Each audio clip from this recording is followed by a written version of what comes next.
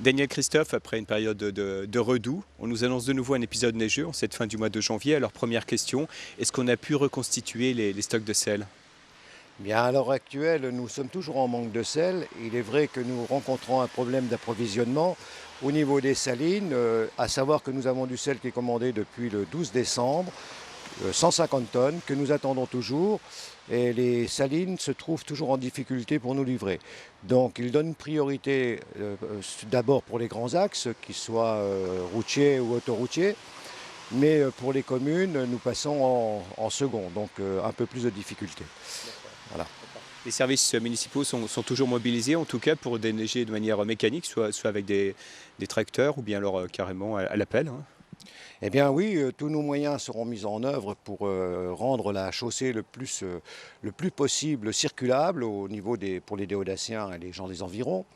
Il est vrai que tous nos services sont au travail, seront au travail quand il y a de la neige, manuels, avec les moyens manuels, les moyens camions, tracteurs et bien sûr la pelle, puisque quelquefois c'est le sujet qui va être utilisé, le matériel utilisé. Ouais, c'est toujours efficace l'appel, hein.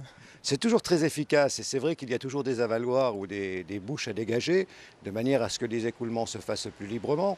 J'en profiterai pour rappeler aux usagers, mais en les remerciant d'abord pour le travail qu'ils font sur les trottoirs, que cette tâche leur incombe, que c'est bien sûr à la charge des locataires ou du propriétaire, suivant l'occupation, mais aussi, je leur demande, c'est un acte civique important, de civisme, il faut que les gens dégagent le trottoir en essayant de ne pas nous boucher je dirais les bords de trottoir, vaut mieux laisser vraiment en bordure de trottoir et ne pas mettre dans le caniveau, puisque là aussi ça facilite l'écoulement des eaux et la fonte des neiges, et ça libère plus rapidement les chaussées et ça évite le verglas.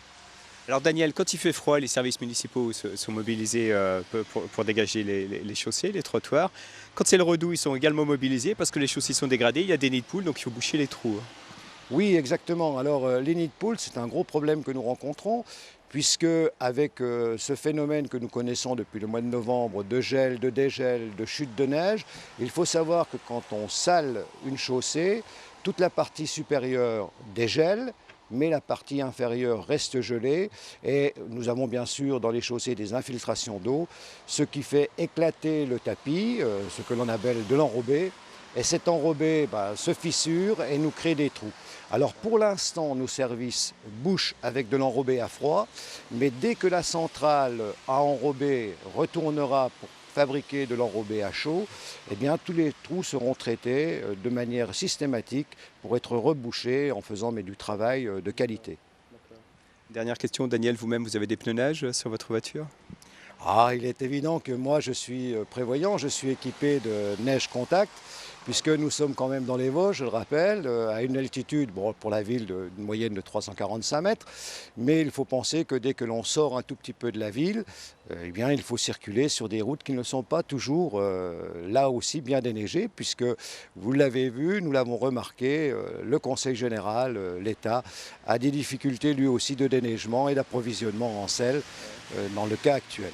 D'ailleurs, on parle de rendre obligatoire, hein, les pneus neige en hiver. Vous-même, vous seriez favorable à cette mesure?